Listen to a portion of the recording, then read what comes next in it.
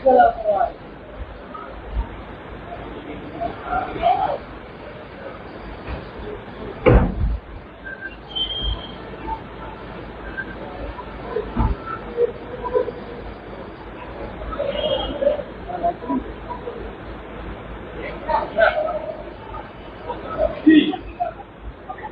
ধরে এখন না, আমি সকাল 9টা থেকে আমার মনে হয় গভর্নমেন্ট অফ ইন্ডিয়া যখন খবরও পাইনি তখন থেকে আমাদের অ্যাডমিনিস্ট্রেশন যথেষ্ট অ্যালার্ট ছিল এবং সকাল 9টা থেকে আমি নিজে মনিটরিং করেছি যতক্ষণ পর্যন্ত টোটাল রেস্কিউ অপারেশন ওভার না হচ্ছে, মানে যতক্ষণ পর্যন্ত টোটাল রেস্কিউ অপারেশন ওভার না হয়েছে ততক্ষণ পর্যন্ত সকাল 9টা থেকে আমাদের পুরো অ্যাডমিনিস্ট্রেশন, চিফ সেক্রেটারি থেকে শুরু করে ডিএম থেকে শুরু করে পুলিশ থেকে শুরু করে আমরা সঙ্গে সঙ্গে স্পটে অ্যাম্বুলেন্স পাঠাই, মেডিকেল হসপিটালে ডাক্তারদের পাঠাই, মেডিকেল কলেজে ভর্তির ব্যবস্থা করি, ডেড বডি রেস্কিউ করি এবং ডিজাস্টার টিম পাঠাই, টোটালটাই আমরা করি। তারপরে আফটার অপারেশন আমি সকাল থেকেই চেষ্টা করছি ফ্লাইটের, কিন্তু ফ্লাইট পাইনি। আমি এত দুর্দশা ফ্লাইটের এটা জানতাম না যে একটা নর্থ বেঙ্গলে যেতে গেলে 12টা 40-এর ফ্লাইট সকালে বুক হয়ে গেছে, তারপর মাঝে একটা ফ্লাইটও নেই, অথচ আমরা ফুয়েল চার্জ ফ্রি করে দিয়েছিলাম। এবার আমি ভাববো তার কারণ হচ্ছে গ্রোথ নাম্বার 1 থাকবে, আমাদের এখান থেকে ফ্লাইটে সব তেল নেবে বিনা পয়সায়, সারা ভারতবর্ষ সারা পৃথিবী ঘুরে বেড়াবে, আর কলকাতার ফ্লাইটগুলো তুলে নেবে, নর্থ বেঙ্গল যাওয়ার ফ্লাইট তুলে নেবে, একটা যাতায়াতের পর্যন্ত জায়গা নেই। আর আমাদের সরকারে যেটা আমরা জয়েন্ট ভেঞ্চারে চালাই সেটাও আমাদের না বলে চলে গেছে বাইরে, নেই, কেউ নেই। সুতরাং অনেক চেষ্টা করার পরে আমরা বেলা 12টা নাগাদ ইন্ডিগোতে বুক করি এবং সেখানেও আরেকটা মিস ইনফরমেশন আমাদের দেওয়া হয়েছিল, এয়ার ইন্ডিয়া আছে, পরে বলেছে বলো টিকিট পাওয়া যাচ্ছে না। আমি জানি না কি চলছে দেশে, অ্যাডমিনিস্ট্রেশনটা যদি এত ল্যাক অফ নেগলিজেন্স, এত ল্যাক অফ নুসেন্স হয়, নুসেন্স মিনস নেগলিজেন্স। রেলে বারবার অ্যাক্সিডেন্ট, আপনারা জানেন এর আগে পুরীতে যেটা হলো সেটাও আমি গিয়েছিলাম, এখনো ওখানে মনে হয় প্রচুর ডেড বডি পড়ে গেছে যাদের কোনো আইডেন্টিফিকেশন হয়নি, হয়তো এক রেটে পুড়িয়ে দেবে, অথচ যাদের গেল তাদের গেল। দেখুন অ্যাক্সিডেন্ট হতেই পারে, অ্যাক্সিডেন্ট কারো হাতে নেই এটা ফ্যাক্ট, কিন্তু সাথে সাথে এটাও ফ্যাক্ট অ্যান্টি কলিউশন ডিভাইস আমি তৈরি করে দিয়ে এসেছিলাম। এই যত দেখছেন কলকাতা মেট্রো থেকে শুরু করে বেহালা থেকে শুরু করে যত নতুন মেট্রো, যত এবার এই যে গঙ্গা কি যেন বন্দে গঙ্গা টঙ্গার কিসব নাম দিয়ে যেন চালাচ্ছে বন্দে ভারত, এটা দুরন্ত একমাত্র স্পিড আপ হয়েছিল আফটার রাজধানী, সেটা কোথায় আমি জানি না, হয়তো সেটাকেই নকল করে একটা যেটুকু না করেছে তার থেকে বেশি ভাড়া বাড়িয়েছে। প্রতিদিন শিয়ালদায় মানুষের কি নিত্যযাত্রীদের যা সমস্যা আপনারা প্রতিদিন আমি দেখতে পাচ্ছি, এবং আমি জানি না এই জায়গাটায় কেন বারবার এটা ব্ল্যাক স্পট। তার কারণ হচ্ছে এর আগেও গাইসাল ইনসিডেন্ট হয়েছিল, যেটা মনে রাখবেন, ওর থেকে একটু দূরে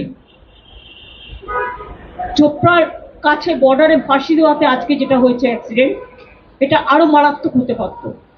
একটা ট্রেন এসে যখন আর একটা ট্রেনকে ধাক্কা মারে তখন ঠিক থাকে না একটা বডি কোলাপস হবে না 10টা কোচ, ইট ডিপেন্ডস অন। সুতরাং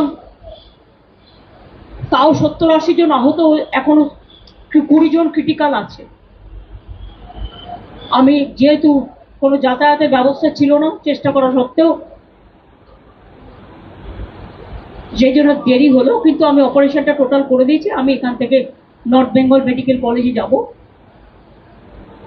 চোপড়ায় যেখানে সব কাজ হয়ে গেছে, নতুন করে আমি আর যাচ্ছি না। আমি সকালবেলায় ওখানকার এমএলএ হামিদুলকে ফোন করেছিলাম, ওদের আজকে বকরি ঈদ আছে, আমি বড়কে জানিয়েছি, সঙ্গে সঙ্গে স্পটে যেতেও বলেছিলাম, ও নিশ্চয়ই টেক কেয়ার করেছে, বাদ বাকি প্রশাসনও করেছে। আমি নর্থ বেঙ্গল মেডিকেল কলেজটা করব, করে আমি তারপরে রাতে আমি শিলিগুড়িতে নিশ্চয়ই থাকছি না, কারণ আমি একটু কুচবিহার চলে যাবো ডাইরেক্ট, কারণ কালকে আমার দুটো কাজ আছে, আমি ওটা করে তারপরে আবার কাল সন্ধ্যের পরে ফিরে আসবো। এইটুকু প্রোগ্রাম।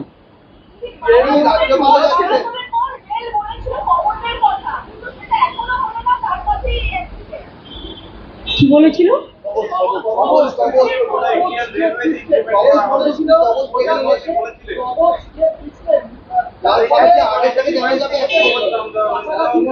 এই শুনুন, অ্যান্টি কলিউশন ডিভাইস নামটাই অ্যান্টি কলিউশন ডিভাইস, ওরা কিসের কি নাম দেবে তা আমার দেখার দরকার নেই।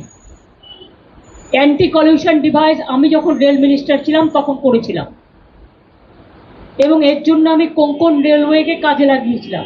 মুম্বাইতে, গোয়াতে, আমি নিজে মাডগাঁওতে গেছিলাম।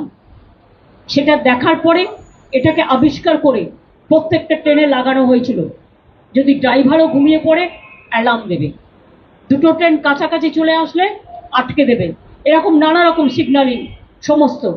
সুতরাং ওরা ওদের ভাষায় প্রত্যেকটা জিনিস, ভাতটাকে এখন কেউ ভাত বলবে, কেউ রাইস বলবে, কেউ চাল বলবে, কেউ আবার আরও কিছু নতুন ভাষা যুক্ত করতে পারে, সেটা তার নিজের ব্যাপার।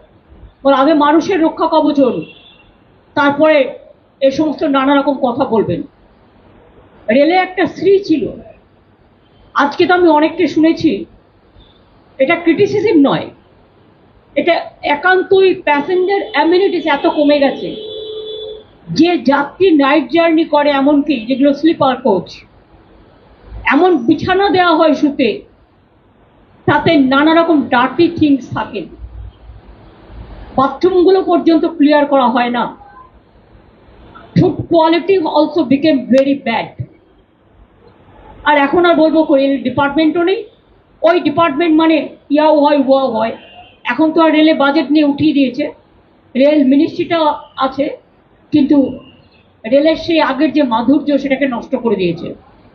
সুতরাং rail have become totally পেরেন্টলেস।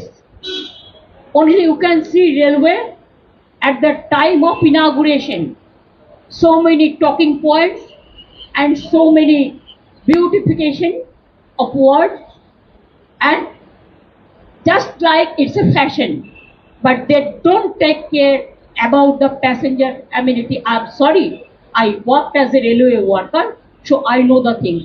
Even they are not taking care for the railway officials, railway engineers, railway technical staff, safety security officials, and the workers also. They are also in problem. Their old pension is being withdrawn, whatever I have seen through the newspaper. But totally, I am totally with the railway employees and railway officials. They are trying their best, but this government is careful only to take so many measures about the election, how to go for hacking, how to go for manipulation, how to go for rig the election, and if the number one is the party to win.